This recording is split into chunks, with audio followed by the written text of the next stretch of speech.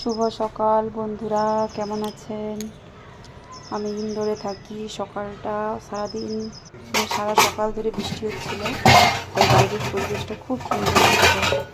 তো সকাল 6টার থেকে উঠেছি, দুজন স্কুলে গেছে, ছেলে স্কুলে যেতে বাকি আছে, তাই ওর জন্য টিফিন রেডি করে দিচ্ছিলাম।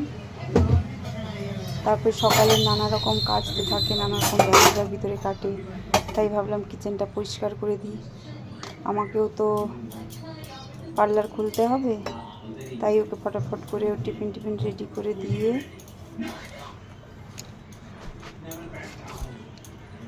ভাবলাম ফটাফট ফ্রি হয়ে যাব। তো রাত্রেবেলা বাটি বানিয়েছিলাম আর সকালবেলা একটু ডাল বানিয়েছি। তো ছেলে বলল কি, মা আমি ডাল বাটি নিয়ে যাব। তো বাকিদের জন্য রুটি আর তরকারি হয়েছে, ওরা সবাই নিয়ে চলে গেছে। তো ছেলের টিফিন প্যাক করে দিচ্ছিলাম, আবার দেখছিলাম পড়ে না যায়, ঠিক করে আটকালাম তো ঢাকনটা, তাই চেক করে দিচ্ছিলাম। তো ছেলে যায় কখন, 11টার সময় যাবে।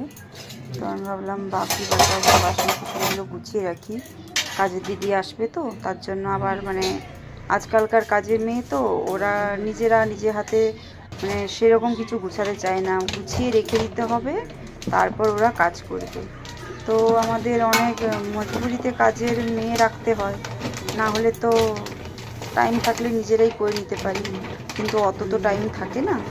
তাই ভাবলাম কিছুটা অন্তত পরিষ্কার করে রাখি, নাহলে ওর উপর দিক দিয়ে নোংরা থাক যাই থাক, ওরা করে টোরে চলে যাবে। তো কালকে আটার প্যাকেট আনা হয়েছিল, ভাবলাম ডাব্বাতে ভরে রাখি আটাটা।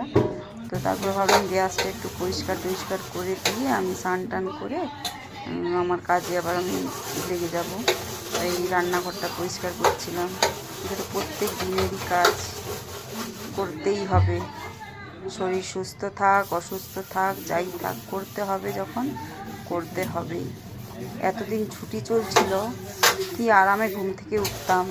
এখন যে 3 দিন ধরে স্কুল শুরু হয়েছে, আর কি করা যাবে, সকালবেলা উঠে পড়তে হয়।